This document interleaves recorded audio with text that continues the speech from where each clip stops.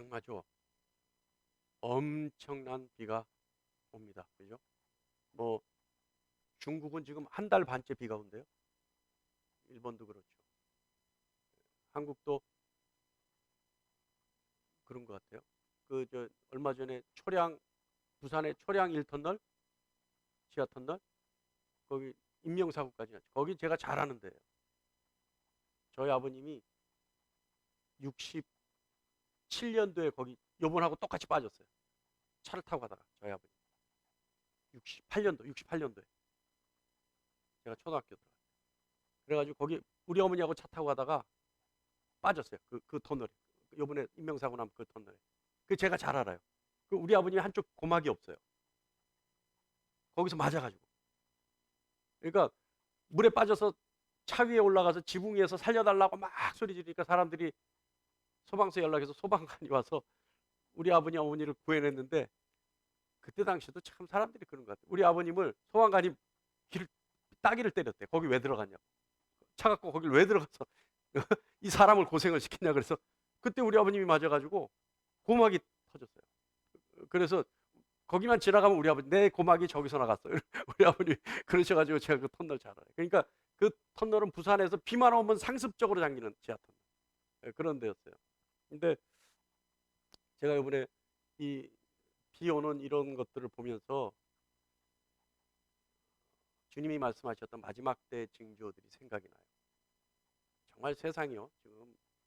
우리가 지금 젊은 분들은 잘 모르시겠지만 그래도 50대 이상 되신 분들은 이때까지 살아왔던 세상하고 좀 달라요. 지금.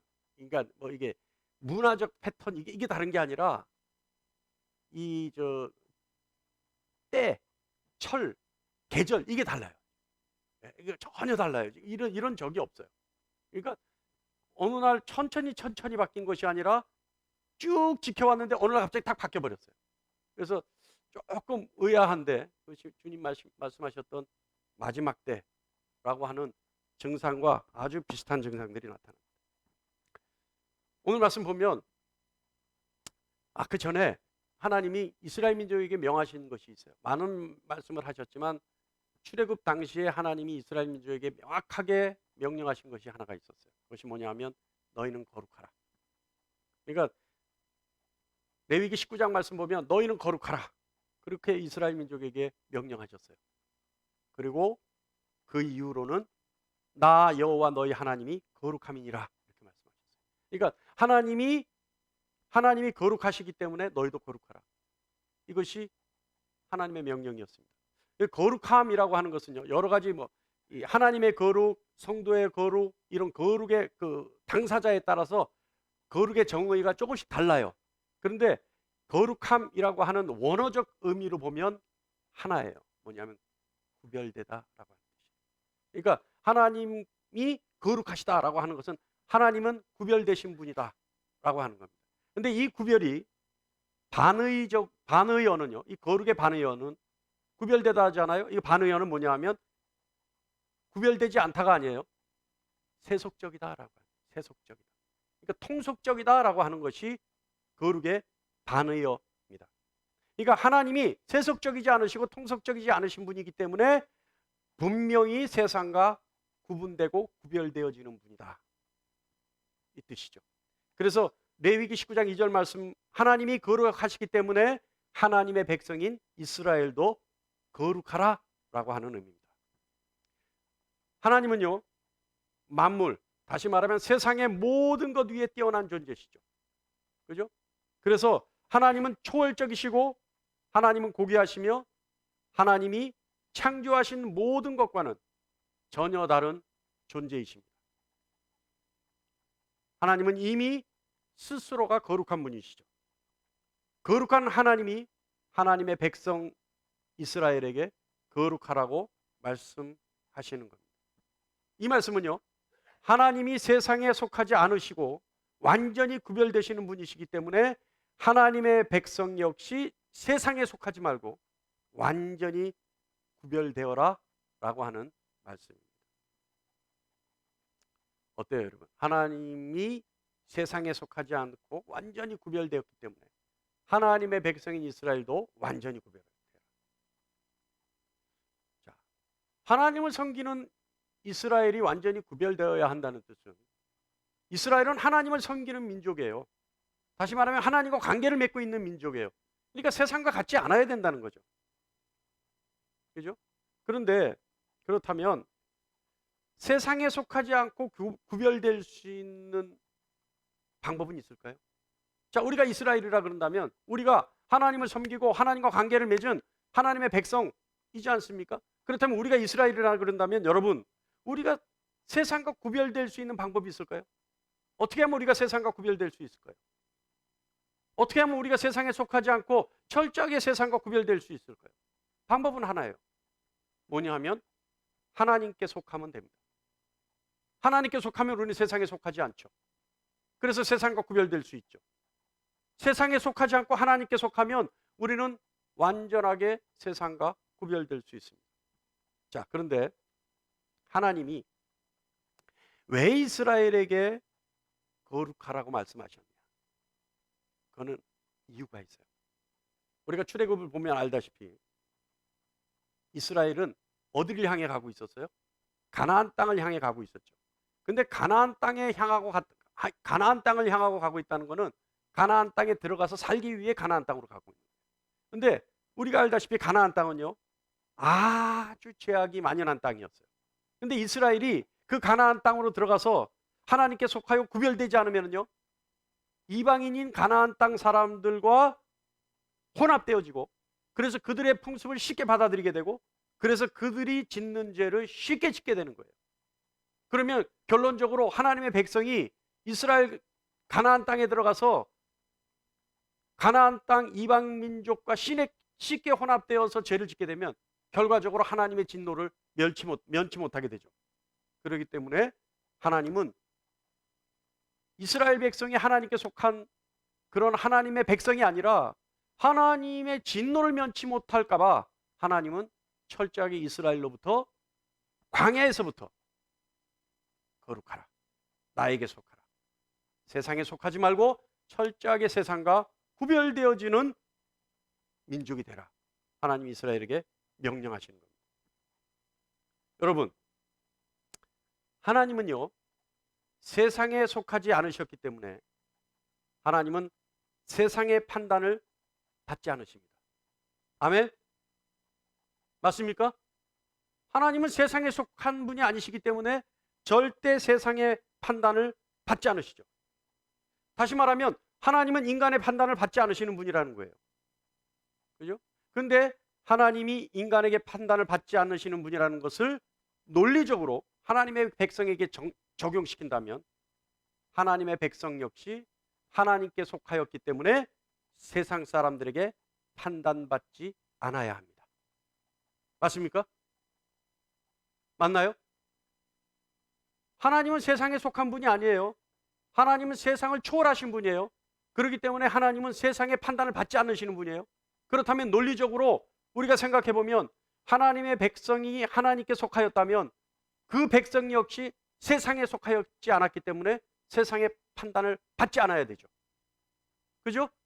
이 말은 세상이 하나님께 속한 하나님의 백성을 판단할 수 없다라는 뜻이 아니라 하나님께 속한 하나님의 백성은 세상에 속하지 않았기 때문에 세상으로부터 판단받을 수 없는 존재다라고 하는 뜻입니다.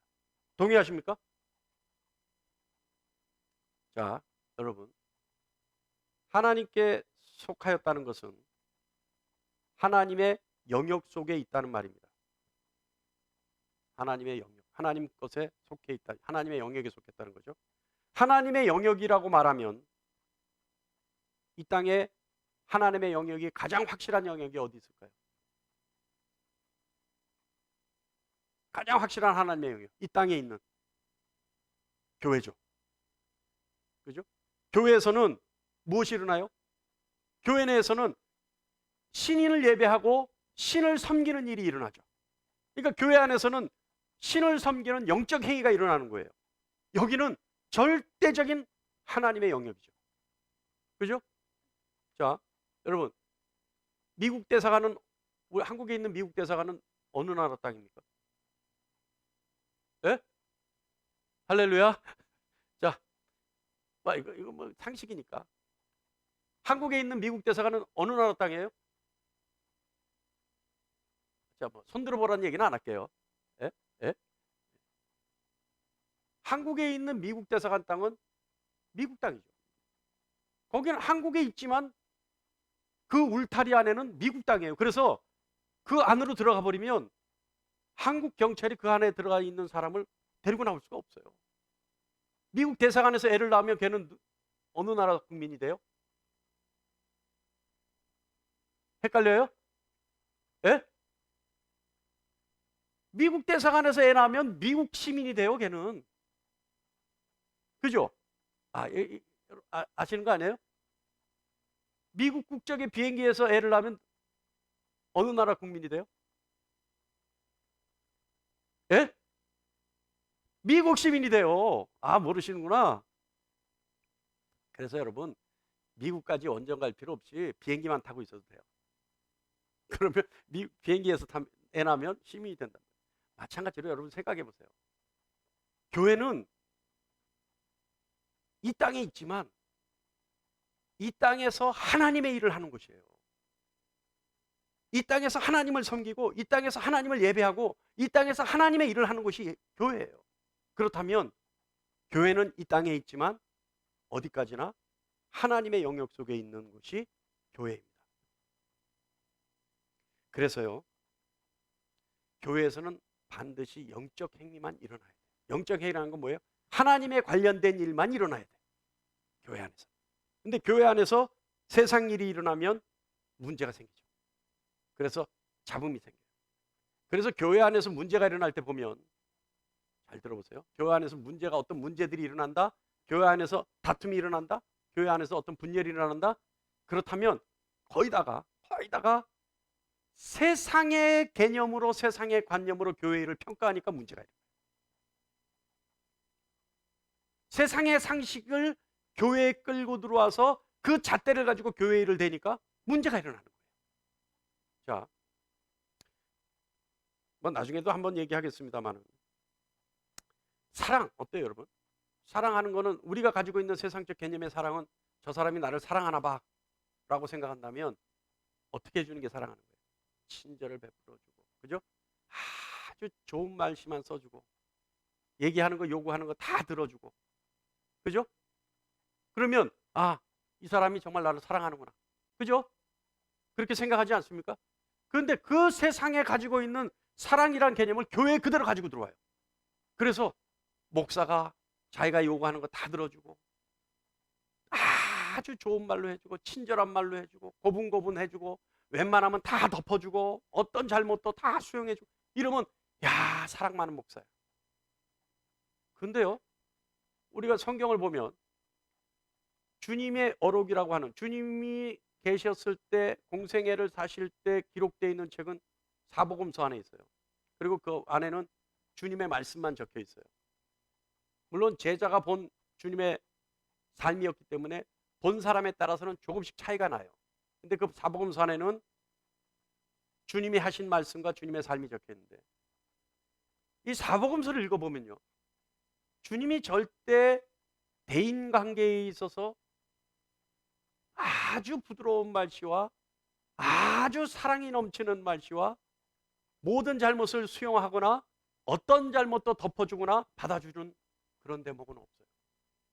오히려 주님이 귀신을 쫓아낼 때는 무서울 정도로 야단을 쳐서 쫓아내시고요, 심지어 가장 사랑한다는 베드로가 말 한마디 실수했다고 뭐라 그러셨어요? 사단아, 내 뒤로 물러가라 그래요.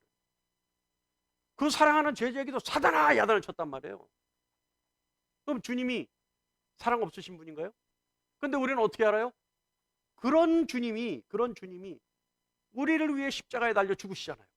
그것만 보고도 이미 주님은 우리를 사랑하신다, 우리는 아는 거 아니에요. 그러니까 세상이 가지고 있는 잣대를 교회 일에 대면 전혀 달라져요. 판단이 달라져요. 자, 지금부터 이제 중요한 얘기를 합니다. 잘 들어보세요.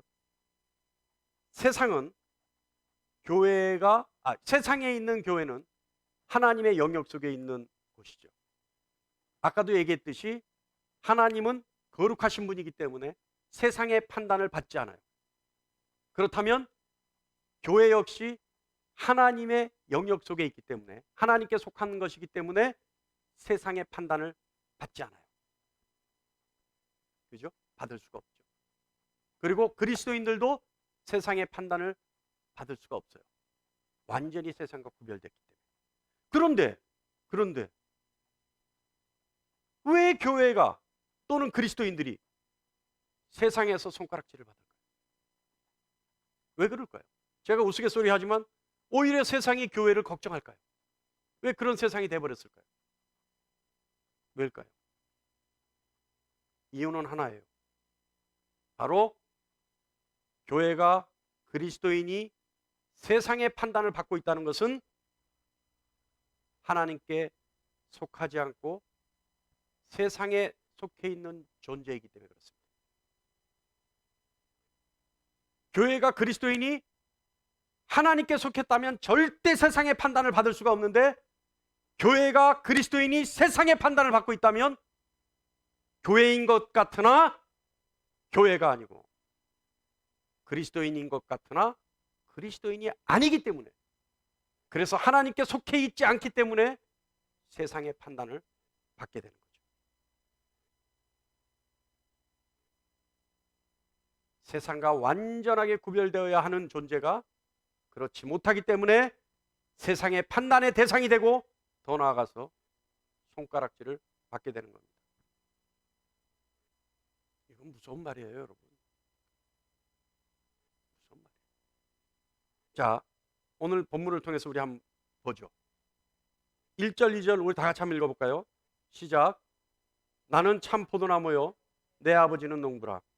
물은 내가 붙어 있어 열매를 맺지 아니하는 가지는 아버지께서 그것을 제거해 버리시고, 무릇 열매를 맺는 가지는 더 열매를 맺게 하려 하여 그것을 깨끗하게 하시느니라.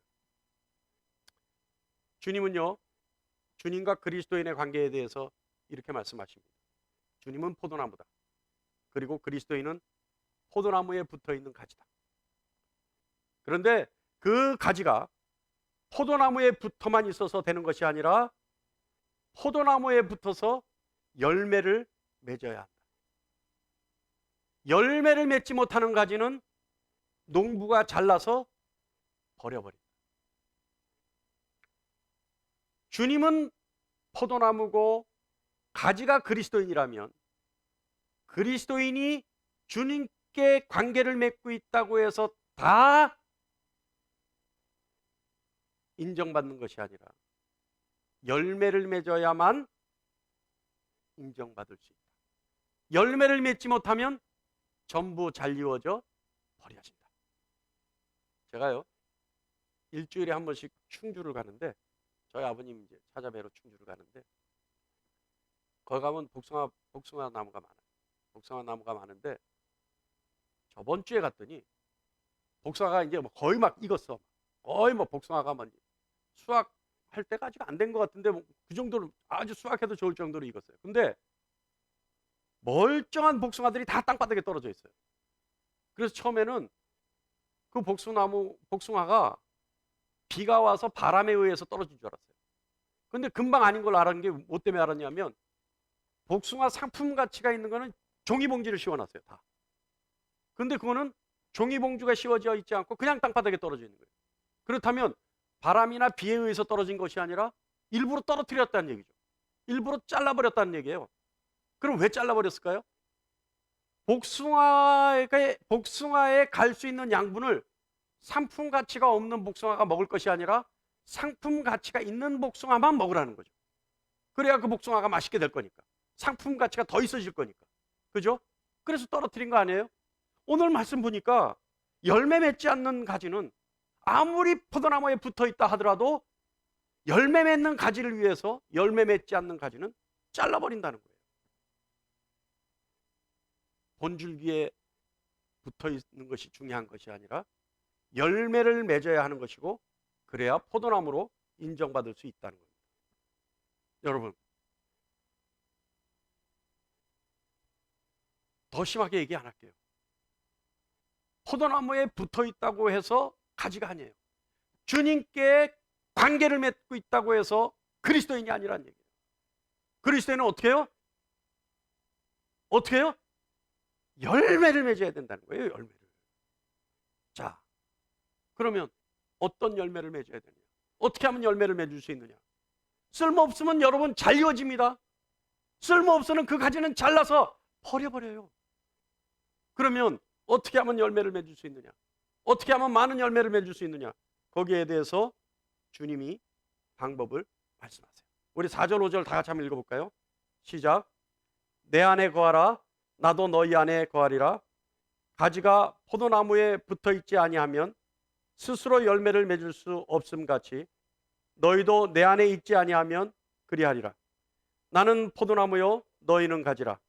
그가 내 안에 내가 그 안에 거하면 사람이 열매를 많이 맺나니 나를 떠나서는 너희가 아무것도 할 수 없습니다. 자, 여러분, 주님 말씀해 주셨어요.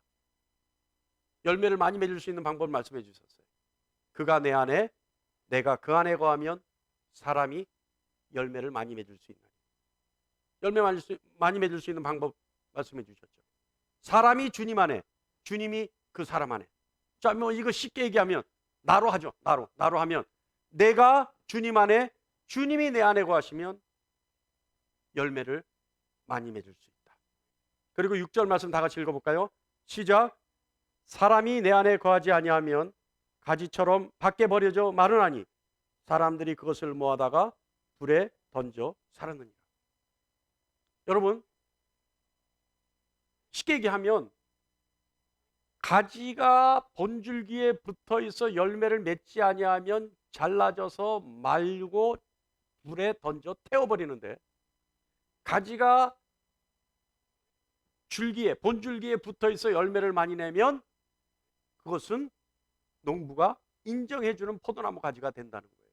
근데 주님이 열매를 어떻게 많이 맺으면 되냐 하면 내가 주님 안에, 주님이 내 안에 거하기만 하면 열매를 많이 맺을 수 있다는 겁니다. 그렇다면 그리스도인이란, 참 그리스도인이란 열매를 맺어서 하나님께 인정받을 수 있는 그리스도인이란 어떻게 하면 된다고요? 주님 안에 내가 주님 안에 있으면 된다는 얘기입니다. 그죠? 할렐루야. 인정하십니까? 이거 성경에 있는 말씀이에요, 여러분. 이거 인정 안 하면 그리스도인 될 수가 없어요. 인정하십니까? 자, 그러면 관건은 내가 주님 안에, 주님이 내 안에 있어야 하는데 어떻게 하면 되느냐? 그러면 내가 주님 안에, 주님이 내 안에 있으려면 어떻게 하면 되느냐? 내가 어떻게 하면 주님 안에 있을 수 있는 것이고 주님은 어떻게 하면 내 안에 계실 수 있을까? 그 문제죠. 자, 우리 7절 다 같이 한번 읽어보겠습니다. 시작. 너희가 내 안에 거하고 내 말이 너희 안에 거하면 무엇이든지 원하는 대로 구하라. 그리하면 이루리라. 할렐루야. 답이 나왔어요, 여러분. 자, 너희가 내 안에, 그러니까 내가 주님 안에 거하고 주님이 내 안에 거해야 되는데 주님이 내 안에 거한다는 말 대신에 뭐라고 말이 바뀌었냐면 내 말이 너희 안에 거하면, 이렇게 바뀌었어요. 그러니까 주님이 내 안에 거해야 되는데 그 말이 어떻게 주님이 바꿔서 말씀하셨냐면 주님의 말씀이 내 안에 거하면, 이렇게 바뀌었어요. 그렇다면 주님이 내 안에 거하신다는 말씀은 결국 무엇이 내 안에 있으면 된다고요? 주님의 말씀. 주님의 말씀이 내 안에 거하면 주님이 내 안에 거하는 것과 같다는 겁니다. 주님이 내 안에 거하신다는 것은 주님의 말씀이 내 안에 거한다는 뜻이에요. 주님의 말씀이 내 안에 거하면, 그렇게 되면 주님이 내 안에 거하신다. 그래서 주님의 말씀이 내 안에 거하면 무엇이든지 원하는 대로 구하라. 그리하면 이루어집니다. 근데 여러분, 자, 여기서 우리는 오해를 너무 잘해요. 자, 말씀 보면, 7절 말씀 보면 너희가 내 안에 거하고 내 말이 너희 안에 거하면 무엇이든지 원하는 대로 구하라. 그리하면 이루리라. 여러분, 주님의 말씀이 우리 안에 거하면 무엇이든지 이루어집니까? 주님의 말씀이 우리 안에, 그러니까 조금 전에 얘기했잖아요. 주님이 우리 안에 거하면 그렇게 되기 위해서는 무엇을 해야 되느냐? 주님의 말씀이 우리 안에 거하면 된다. 인정하시죠? 할렐루야. 그런데 주님 말씀하시는 거예요. 7절에 그러면 내 말이 너희 안에 거하면, 그렇게만 되면 무엇이든지 구하라. 그래하면 이루어진다. 맞습니까? 주님 말씀하셨잖아요. 자, 저를 보세요. 저를 보세요. 이 중요한 얘기예요. 주님의 말씀이 내 안에 거하면 무엇이든지 구하면 됩니까? 아니라는 분이 있고 맞다는 분이 있으면 어떻게 되는 거예요? 그럼 다수결로 정할까요? 여기에서 함정이 무엇이든지예요. 함정이에요, 이거는. 주님의 말씀이 내 안에 거하면 무엇이든지 구하면 이루어집니까? 자, 여러분. 주님이 지금 말씀하시는 것은 주님의 가지에, 주님의 본줄기에 가지가 있는데 무엇을 위해 걸려 있어야 돼요? 거기에? 그 가지에 무엇이 열려야지만 그리스도인으로 인정을 해줘요? 열매죠. 그렇다면 주님의 말씀이 내 안에 거해서 내가 구하는 것은 무엇을 위한 기도여야 돼요? 열매를 위한 기도. 할렐루야. 내 말씀이, 주님의 말씀이 내 안에 거해서 내가 주님이 내 안에 거하는 그런 존재가 된다면 주님이 약속을 하셨어요. 무엇이든지 구하라. 그리하면 이루리라. 그런데 그 무엇이냐가 무엇이냐 하면 열매를 위한 무엇이냐를 구하면 이루어진다는 거예요. 할렐루야. 그러니까 이 말씀을 그냥 우리가 듣기 쉽게 너무 좋은, 우리가 좋게 해석을 해서 듣고 싶은 것만 들어서 내가 뭐든지 기도하면 주님이 내 안에 계시기만 하면 뭐든지 구하면 이루어져. 이게 아니라 주님이 내 안에 계신 증거로 내가 열매를 맺기 위한 간구가 일어날 때 그것은 이루어진다는 뜻이에요. 할렐루야. 그러니까 우리가 이런 성경 말씀을 우리가 잘못 이해하고 듣기 좋게 해석하는 경우가 너무나 많아요. 그래서 너무 그러한 부분에서 자의적으로 해석하다 보니까 광신이 돼버려요. 그러니까 예수 믿는 것이 도깨비 방망이 들고 다니는 것하고 똑같이 돼버리는 거예요. 그러니까 도깨비 방망이 들고 다니니까 뭐예요? 금 나와라 뚝딱 하면 금이 나오고 돈 나와라 뚝딱 하면 돈이 나오는 것처럼 느껴지는 거예요. 예수 믿어서 팔자 안 고칠 사람이 없어요. 예수 믿어서 예수님만 믿으면 예수님께 기도하면 다 이루어진다고 생각하고 다니는 거예요. 그러니까 예수 믿으면 다 잘 되고 다 풀리고 돈도 많이 벌고 성공하고 이렇게 생각하고 다니는 거예요. 그런데 주님 뭐라 그러시는 거예요? 주님의 말씀이 내 안에 거하면 무엇이든지 이루어지는데 무엇을 위해 이루어야 된다? 열매를. 깨닫고 아멘 하는 여러분 되시길 간절히 축원합니다. 자, 주님 말씀하시는 거예요. 무엇이든지 원하는 대로 구하게 되고 그러면 열매도 많이 맺게 되고, 그래서 8절 말씀에 하나님의 영광이 나타난다. 주님이 내 안에 계시다는 것에 대해서는 우리가 알았습니다. 그렇다면 내가 주님 안에 있는 것은 어떻게 하면 될까요? 우리가 9절 10절 다 같이 읽어보겠습니다. 시작. 아버지께서 나를 사랑하신 것 같이 나도 너희를 사랑하였으니 나의 사랑 안에 거하라. 10절. 내가 아버지의 계명을 지켜 그의 사랑 안에 거하는 것 같이 너희도 내 계명을 지키면 내 사랑 안에 거하느니라. 할렐루야. 9절 말씀 보면 아버지께서 나를 사랑하셨다. 그리고 나도 너희를 사랑한다. 또 10절 말씀 보면 내가 아버지의 계명을 지켜 그의 사랑 안에 거했다.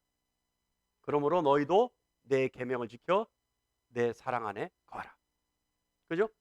자, 이 10절 9절 말씀을 종합해서 정리해 보면 이렇습니다. 잘 들으세요. 하나님이 주님을 사랑하셨다. 그래서 주님은 하나님의 사랑 안에 거할 수 있었다.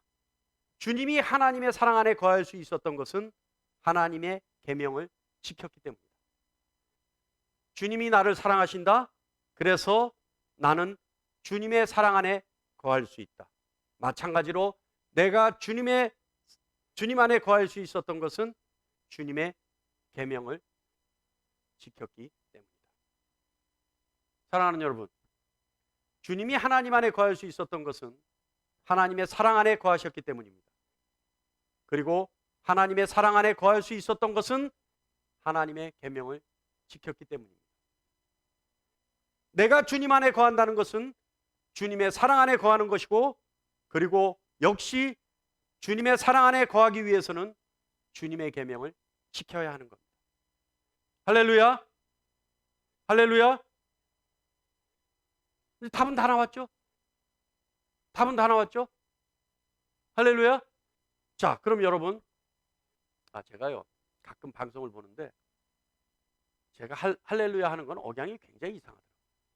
다른 목사님들은 할렐루야 할 때 아주 힘도 나가고 막 사람들이 정말로 막 아멘 할 수 있는 할렐루야를 하는데, 내가 하는 할렐루야는 왜 저는 여러분이 아멘을 잘 안 하나 했더니, 제가 하는 할렐루야가 여러분의 아멘을 일으켜내지를 못해. 예? 내가 요새 느꼈다니까. 뭐 그렇게 어색한지 모르겠어요. 예? 마치 사투리 쓰는 사람이 억지로 표준말 쓰는 것 같은 그런 억양이더라고. 그렇다 하더라도 여러분 아멘 해주시기 바랍니다. 어색하더라도. 할렐루야. 예. 자, 여러분, 주님이 지키신 하나님의 계명은 뭘까요? 주님이 지키신 하나님의 계명. 그러니까 하나님이 주님을 사랑하셨는데 주님이 하나님의 사랑 안에 거할 수 있었던 것은 하나님의 계명을 주님이 지키셨기 때문에 하나님의 사랑 안에 거할 수 있었고 하나님 안에 거할 수 있었어요. 그렇다면 하나님이 주님에게 주신 계명은 뭘까요? 그것은 바로 주님이 우리를 사랑하시는 거예요. 그래서 주님이 우리를 사랑하신 나머지 십자가에 죽기까지 사랑하신 거예요. 그러니까 주님이 십자가에 죽기까지 순종하신 그 순종이 하나님의 계명인데, 그것이 뭐였다고요? 주님이 우리를 사랑하시는 거예요. 그것이 하나님의 계명이었어요. 그래서 주님은 목숨과도 바꾸기 좋은 그런 사랑을 우리에게 보여주신 것이죠. 할렐루야. 이것이 하나님의 계명이에요. 이 계명을 주님이 지킴으로 주님은 하나님의 사랑 안에, 그리고 하나님 안에 거할 수 있었던 거예요. 그리고 주님이 우리에게 말씀하시는 겁니다. 내가 하나님께 한 것 같이 너희도 나에게 하라. 내 계명을 지켜 내 사랑 안에 거하고 내 안에 거하라. 오늘 과제는 완성됐습니다. 주님이 내 안에, 내가 주님 안에 거한다는 것은 주님의 말씀이 내 안에 있으면 되고, 내가 주님의 계명을 지켜 주님의 사랑 안에 거하면 내가 주님 안에 있는 것이 되는 겁니다. 할렐루야. 할렐루야. 이제 이해하십니까? 정리가 됐나요? 내가 주님 안에, 주님이 내 안에 있는 것은 어떻다고요? 주님의 말씀이 내 안에 있으면 되고, 내가 주님의 계명을 지켜 주님 안에 있으면 되는 거예요. 자, 그렇다면 주님의 계명은 뭘까요? 우리 12절 다 같이 한번 읽어보겠습니다. 시작. 내 계명은 곧 내가 너희를 사랑한 것 같이 너희도 서로 사랑하라 하는 이것이니라. 서로 사랑하라. 이것이 주님의 계명입니다. 여러분, 우리 사랑하는 거 그렇게 쉬운가요? 네? 우리가 옆에 한번 보세요. 옆에 한번 보세요. 아니, 거기 부부는 뒤를 보세요. 예? 우리 저 사랑하기 쉬워요? 사랑하기 어려워요. 예? 사랑을 해서 죽고 못 사는 관계도요, 시간이 좀 지나면 의리로 살 수밖에 없어요. 사랑해서 죽고 못 사는 관계가 뭐였어요? 부부 관계 아니에요? 그 부부 관계도요, 조금 시간 지나면 의리로 살아요.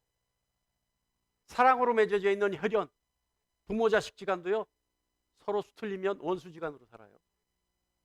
그것이 사랑이에요. 예? 그런데 사랑할 수 있어요?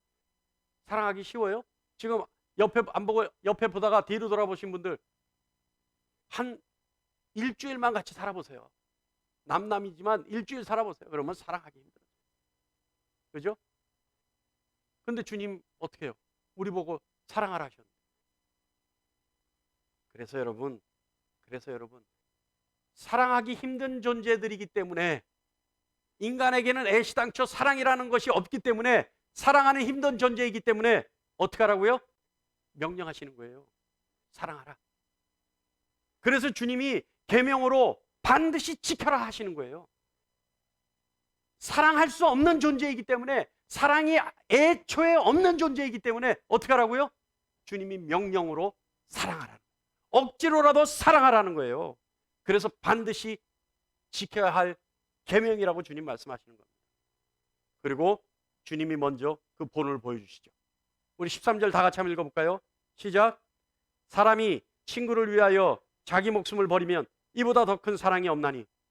주님 그 본을 보여주신 거예요. 목숨을 버리면 이보다 더 큰 사랑 없다. 친구를 위하여 목숨을 버리면 이보다 더 큰 사랑이 없다. 그래서 주님이 그 가장 큰 사랑, 친구를 위하여 목숨을 버리는 그 사랑을 우리에게 보여주셨지 않습니까? 그래서 그 큰 사랑을 보여주신 주님이 우리에게 명령하실 수 있는 거예요. 너도 사랑하라. 너희도 서로 사랑하라. 그죠? 우리 14절 다 같이 한번 읽어볼까요? 시작. 자, 뭐라고요? 너희는 내가 명하는 대로 행하면. 주님이요, 아까도 얘기했지만 우리는 서로 사랑할 수 없기 때문에 명하는 거예요. 반드시 그렇게 하라는 거예요. 하지 않으면 안 된다는 겁니다. 하지 않으면 어떻게 해요? 우리 서로 사랑하지 않으면 어떻게 돼요? 우리가 이웃을 서로 사랑하지 않으면 어떻게 돼요? 내가 주님 안에 거할 수가 없어요. 내가 주님 안에 거할 수가 없고 내가 열매를 맺을 수가 없어요. 내가 열매를 맺을 수가 없기 때문에 잘 이루어지는 가지와 같아요. 내가 주님 안에 있어야지만 열매를 맺는데 사랑하지 않으면 주님 안에 있을 수 없다는 얘기입니다. 그래서 주님 말씀하시는 거예요. 내가 너희에게 명한다라 그런 거예요. 여러분, 주님 안에 거하지 못하면요, 하나님께 속한 자가 될 수 없어요. 세상에 속한 자로 남을 수밖에 없어요. 오늘날의 교회가, 오늘날의 그리스도인이 왜 세상에게 평가를 받고 세상에 손가락질 당합니까? 하나님께 속하지 않았기 때문이죠. 하나님의 영역 속에 없기 때문이죠. 그렇다면 그 이유가 뭐예요? 주님 안에 있지 않았기 때문이에요. 주님 안에 있지 않았다는 것은 서로 사랑을 실천하지 않았다는 거예요. 서로 사랑을 실천하지 않았기 때문에 열매를 맺지 못하니까 하나님께 속한 자가 아니라 세상에 속한 자가 되는 거예요. 그래서 세상으로부터 판단받고 평가받고 손가락질 받는 거예요. 여러분, 오늘 주님 우리에게 분명히 말씀하십니다. 서로 사랑해서 내 안에 거하라. 그래서 하나님께 속한 자가 되라. 할렐루야. 근데요, 우리 14절 말씀 보면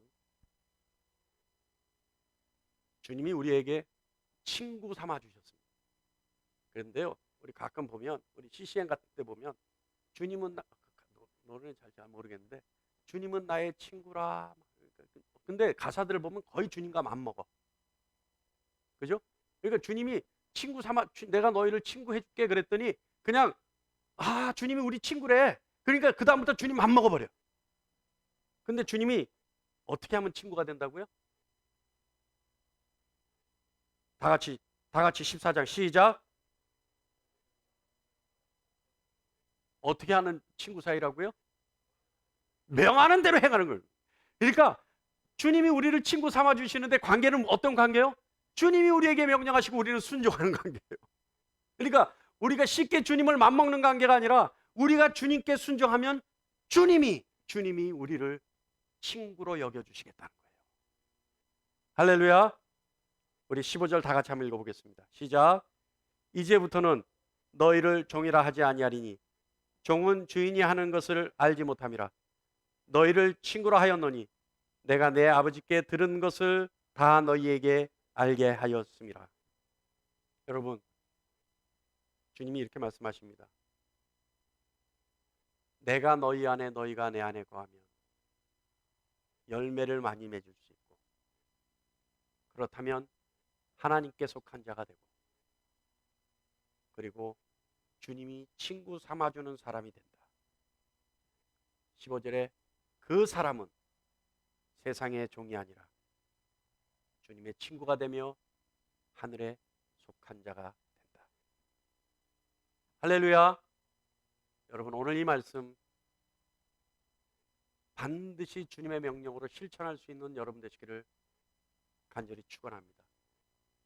그래서 여러분은 세상에 판단받지 않고 세상 가치관으로 여러분을 판단하지 않고 세상이 여러분을 정죄하지 않고 세상의 손가락질에 벗어날 수 있는 여러분 되시길 간절히 바랍니다. 할렐루야.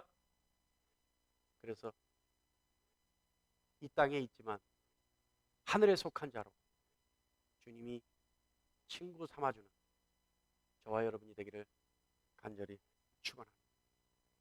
우리 다시 한번 확인할까요? 어떻게 하면 된다고요? 주님이 내 안에 계시려면 어떻게 하면 된다고요? 주님의 말씀이 내 안에 있습니다. 주님의 말씀이 뭐예요? 주님의 말씀이 뭐예요? 사랑하라. 주님의 계명이 사랑하라예요. 그 말씀이 내 안에 있으면 돼요. 또 내가 주님 안에 있으려면 어떻게 하면 된다고요? 주님의 계명을 지키면 돼요. 결국은 우리가 서로 사랑하면 주님이 내 안에, 내가 주님 안에 있는, 그래서 열매를 많이 맺을 수 있는 사람이 됩니다. 그 사람은 하나님이 깨끗하게 하실 것이요, 그 사람에게는 더 많은 풍성한 열매가 맺게 될 것이요, 그 사람은 하나님이 기뻐하시는 사람이 될 것이요, 그 사람은 하나님의 영광을 나타내는, 하나님이 자랑하는 사람이 되는 것입니다. 이 계명 지켜서 주님이 기뻐하고 자랑하는 여러분 되시기를 간절히 축원합니다. 기도하겠습니다.